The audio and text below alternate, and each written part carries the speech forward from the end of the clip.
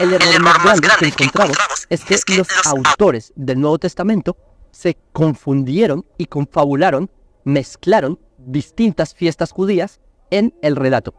Les explico. Hay una fiesta en el calendario hebreo, una tradición judía, de traer hojas de palma a Jerusalén, hojas de palmera. Y en esa fiesta decimos Hoshana, Hoshana.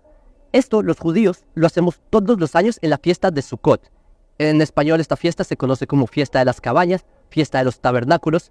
Y esta ley judía de traer palmeras está escrito en la Torá en Levítico 23, versículo 40. Aparte de la fiesta de Sukkot, no existe ningún otro momento del año. No existe ninguna otra razón para que los judíos traigamos palmeras y empecemos a decir Hoshana, Hoshana.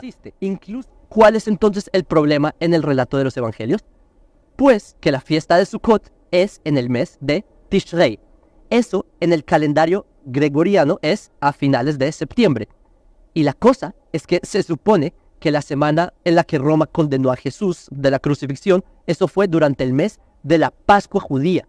Eso en el calendario hebreo es en el mes de Nisan. Este es otro mes distinto. El mes de Nisan es por allá en marzo, abril, es otro periodo del año. ¿Sí entienden el problema?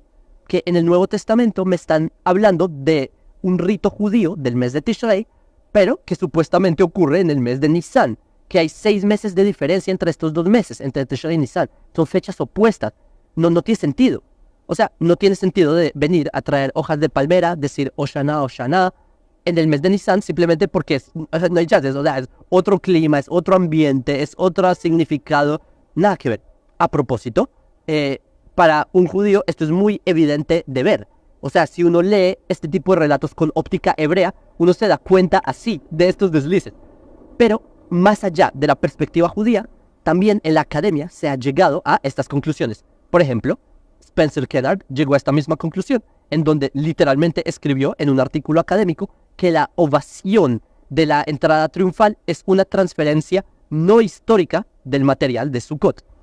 Y, en fin, todas estas problemáticas del relato denotan nuevamente que los autores del Nuevo Testamento tenían un desconocimiento del judaísmo. Es posible que conocían el judaísmo de forma muy superficial, pero no más allá de eso.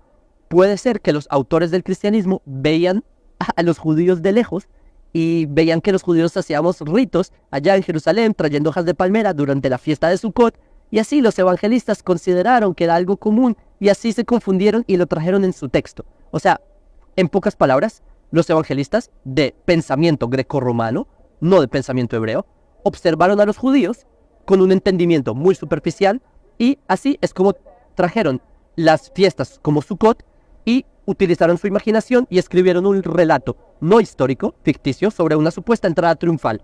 Fin. El resto es historia, porque en base a esto el cristianismo inventó un Domingo de Ramos.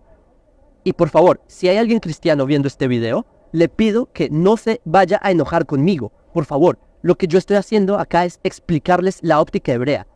Y bueno, también la óptica académica del tema.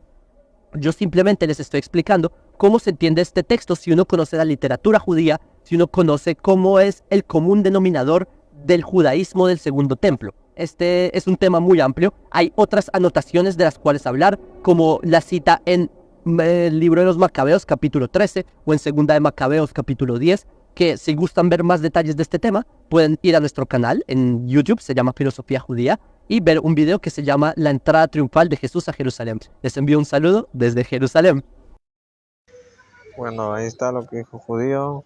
Vamos a ver la refutación sobre ese tema, ¿no? Diciendo que él no cree en eso. Diciendo que no era la fiesta, que era la... vamos a ver la refutación.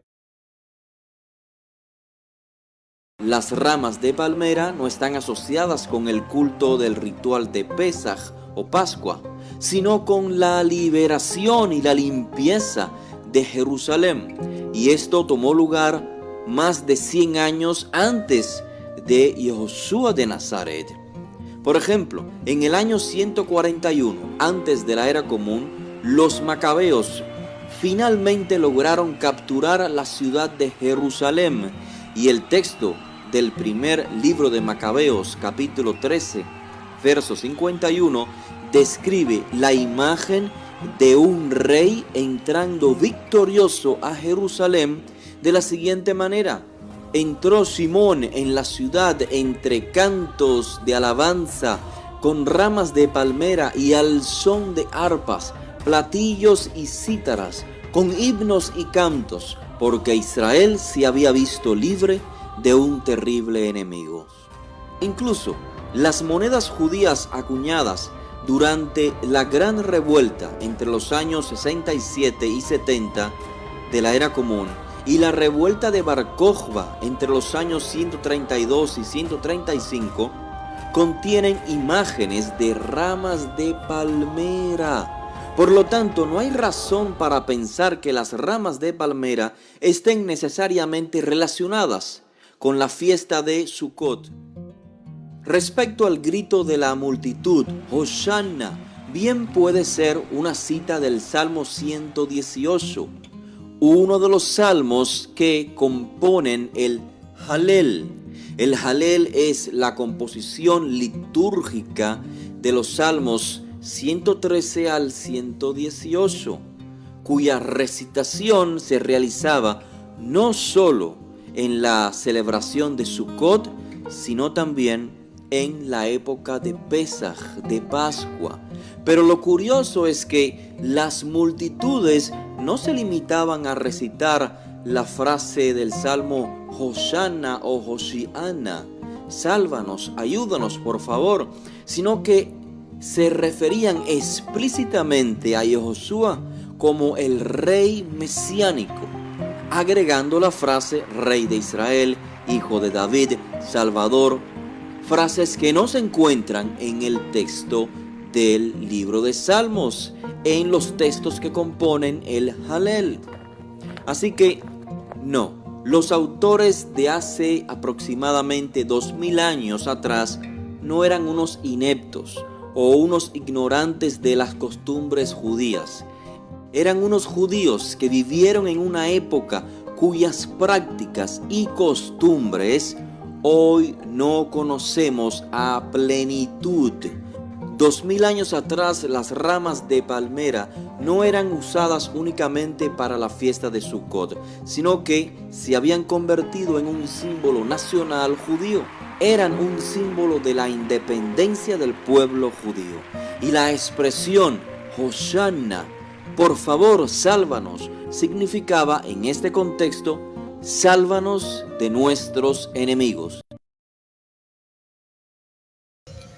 Pues, así que ya saben, no hay ningún error ahí en la interpretación del texto de la entrada triunfal. Simplemente solo hay que averiguar más y nada más. Así que eso fue toda nuestra misión. Dios me lo bendiga.